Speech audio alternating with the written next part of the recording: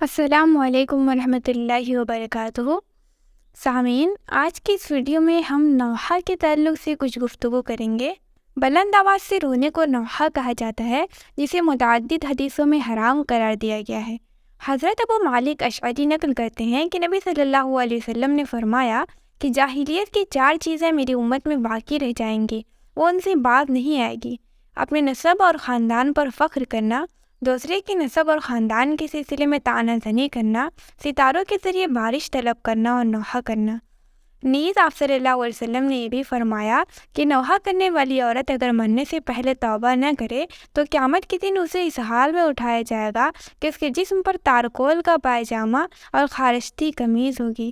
اور حضرت ام عطیہ کہتی ہے کہ رسول اللہ صلی اللہ علیہ وسلم نے ہم سے نوحہ نہ کرنے کا پختہ وعدہ لیا ہے۔ ایک روایت میں ہے کہ 2 آوازیں دنیا اور آخرت میں لعنت زدہ ہیں: خوشی کے وقت بانسری کی آواز اور مصیبت کے وقت رونے کی آواز۔ اور حضرت ابو موسیٰ اشعری کہتے ہیں، میں اس سے برات کا اظہار کرتا ہوں جس سے رسول اللہ صلی اللہ علیہ وسلم نے اظہار برات کیا ہے۔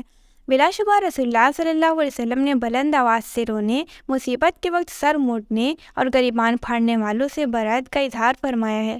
اور حضرت انس رضی اللہ عنہ سے روایت ہے کہ نبی صلی اللہ علیہ وسلم نے عورتوں سے بیعت کرتے ہوئے یہ عہد لیا کہ وہ نوحہ نہیں کریں گی۔ انہوں نے عرض کیا، کچھ عورتوں نے زمانہ جاہلیت میں نوحہ کرنے میں ان کی مدد کی ہے، کیا اسلام قبول کرنے کے بعد ہم بدلہ چکانے کے لیے نوحہ کرنے میں ان عورتوں کا تعاون کر سکتے ہیں؟ آپ صلی اللہ علیہ وسلم نے جواب دیا کہ اسلام میں نوحہ کرنے میں تعاون بھی منع ہے۔